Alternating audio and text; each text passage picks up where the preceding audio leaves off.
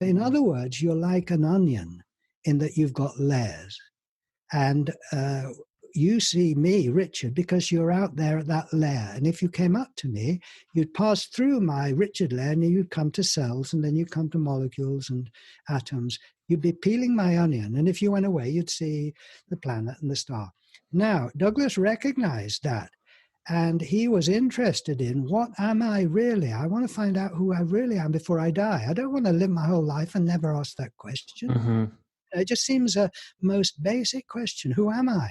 Maybe I've got it wrong. Right. And he recognized through science that as the observer came up to him, there was less and less and less. So you get down to particles, there's almost nothing there. So it made sense to him that at center he was a kind of nothingness, but he couldn't verify it, because however close the scientist gets, they're still at a distance and they'll still observe something.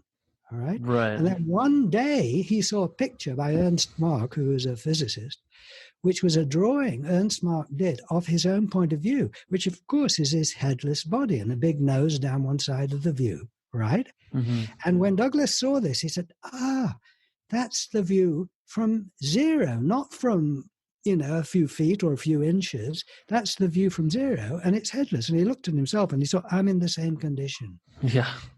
Right? At center, for me, I'm nothing, full of everything. Now, that isn't belief. That isn't religion. That is just someone having the simplicity to look for themselves and then realize it was important, of course. And it fits with what all the religions say at their heart, but it's not dependent on them. Now, this is the game changer, because up till now, the way into this awareness has mainly been through a religion, you see, or a guru or a scripture. Good for them, But today, if you're like me, we're in a modern world now, and we're growing up, and we're not going to take anybody's word for who we are at center, because they're not there. Right. This is, and it's available. Just have a look. Fantastic. Yeah, a lot of stuff. What are you looking out on? Yeah. Right. Where are you looking from? Yeah. Nowhere. Yeah. A lot of the ideas that you were talking about, I encountered on the Hierarchy of Heaven and Earth by Douglas Harding. The idea of us being, being an onion basically, and we're kind of a different identity at different layers, but at our most at zero, at our most like foundational level, we're nothing. And I think there's a nice symmetry there between the individual being nothing at their foundation and like whatever vessel contains the universe, both in time and space, being nothing as well. So like if the origin of if we essentially came out of nothing, we all deal with that paradox. Well, who created the universe? Well, if God created the universe, then who created God? So clearly, at some point, something, I guess, spontaneously arose, or it's hard to describe. But no, I wouldn't go any further with that, because you were walking into pure mystery there. Right, exactly. But I guess where I was going with that is like that pure mystery is. Right, we live with that every day, like the same mystery. Yes. That you That's find it. Yeah, right. Well put. Yes, and this is awakening to this mystery at your own center, at everyone's center, and it's a beautiful mystery.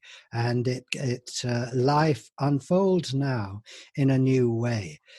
We are brought up to believe that growing up is finding out who you are in society. See, I'm Richard, and there you go. If I believe I'm Napoleon, I'm in trouble, right?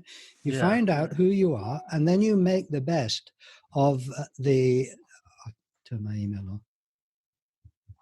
And then you make the best of the cards that you've been dealt, right? And that is meant to be what life is about, because what else? You can't transform yourself into somebody else. Here you are, you found out who you are, you make the best of it. But actually, it is not the end of the story. Once you've found out what cards you've been dealt and who you are in society, there's a next stage, which is awakening to who you really are.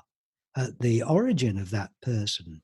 And now this next stage of life is what it was all about. It is now living your life as that individual, but aware of your true nature. And this changes everything. You suddenly open up to having this vast, infinite resource behind you or within you. And you open up to the fact that everyone's face is your own, and that you're still and the scenery moves through you. All of this is a new phase of life. And if you only get to the third stage and don't go on to the fourth stage of awakening to and living from who you are, you're missing out on the fruit, on what it was all about, as far as I can see.